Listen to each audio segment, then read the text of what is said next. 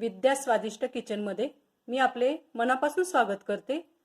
आज आपण पाहणार आहात अंडा पकोडा किंवा अंड्याची भजी ही म्हणू शकतो आपण त्याला। तर त्यासाठी इथे मी घेतलेला आहे 1.5 कप बेसन पीठ घेतले इथे आणि ते व्यवस्थित असं चाळून घेतलेलं आहे।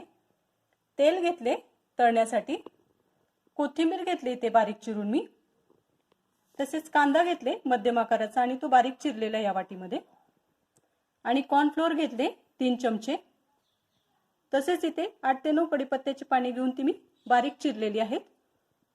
सोडा घेतले, सोडा हा जास्त वापरायचा नाही, नाहीतर त्याचं वरचं कोटिंग फिसकटतं अंड्याच्या वरचं।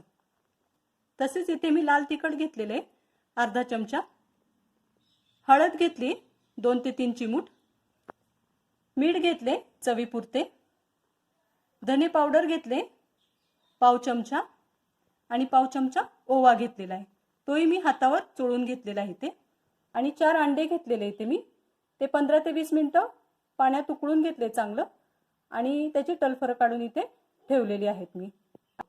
आता तुम्हाला मी एक अंड कट करून दाखवते, आणि हे बघा आता अशा पद्धतीने आपण याला कट करायचं आणि मधून अशा 2 फोडी करायच्या आणि दुसऱ्या अर्ध्या भागाच्या अशा 2 फोडी करायच्या। मी एकूण 4 फोडी करून घेतलेल्या आहे एका अंड्याच्या, आणि याच पद्धतीने मी सर्व अंड्याच्या आता उभट फोडी करून घेते।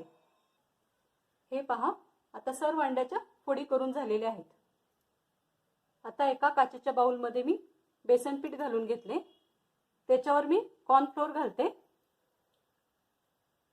तसेच लाल तिखट घालून घेते, मीठ घालते, ओवा घालून घेते, धने पावडर घालते, हळद घालून घेते, सोडा घालते, बारीक चिरलेला कढीपत्ताही घालून घेते, थोडीशी चिरलेली कोथिंबीर घालते आणि बारीक चिरलेला कांदा घालून घेते। आता याच्यावरून मी थोडंसं पाणी घालते, एकदमच घालणार नाही पाणी, थोडं थोडं करून घालून मग ते आता एकजीव असं करून घेते सगळ्या जिन्नसाला। थोडं थोडं करूनच पाणी होतं जावा, नाहीतर जास्त पाणी झालं की मग हे पीठ पातळ व्हायची शक्यता असते आणि पातळ झालेले व्यवस्थित असं कोटिंग बसत नाही अंड्याच्या वरून, मग त्याच्यामुळे तुम्ही हे पीठ थोडंसं मध्यम स्वरूपाचंच करून घ्या, जसं आपण भज्यांना करतो तसं, आणि थोडंसं याला असं फिरवून घ्यायचं, म्हणजे सोड्यामुळे ना हे पीठ थोडंसं हलकं होतंय आणि चांगले व्यवस्थित असे आपले अंडा पकोडे फुगतील। हे पहा व्यवस्थित असं पीठ तयार झालेलं आहे मध्यम स्वरूपाचं, आणि आता आपण याचे पकोडे बनवून घेऊयात। तेल छान असं कडकडीत गरम झालेलं आहे आणि मी त्याच्यामध्ये आता एक एक करून हे उभे कापलेले अंडे ह्याच्यामध्ये घोळामध्ये मिसळते, बेसन पिठाच्या घोळात, आणि ते एक एक करून ह्या गरम तेलामध्ये सोडून घेते। हे अंडा पकोडे तुम्ही शक्यतो गरम गरम असतानाच अंडे कट केल्यावर तळून घ्यायचे, नाहीतर थोडा उशीर झाला ना तर अंड्याचे ते मधलं बलक बाहेर निघायला लागतं आणि ते व्यवस्थित आपल्याला असं पिठामध्ये घालताना अडथळा येतो। गॅसची फ्लेम मी मध्यमच ठेवलेली आहे, फास्ट ठेवलेली नाहीये, आणि मध्यम गॅसच्या फ्लेमवर हे आपण सगळे पकोडे तळून घेऊया।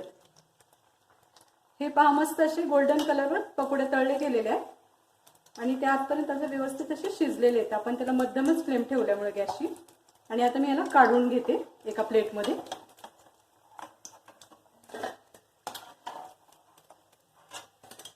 अशाच रीतीने मी सगळे अंडा पकोडे तळून घेते। आता छान असे अंड्याचे पकोडे इथे बनवून तयार झालेले आहे आणि याची चव अप्रतिम लागते, त्याच्यामुळे तुम्ही ते नक्की करून बघा आणि तुमचे मत मला कमेंट बॉक्समध्ये कळवायला मात्र विसरू नका। तसेच माझ्या चॅनलला सबस्क्राईब करा, व्हिडिओला लाईक करा आणि शेअर करा। धन्यवाद।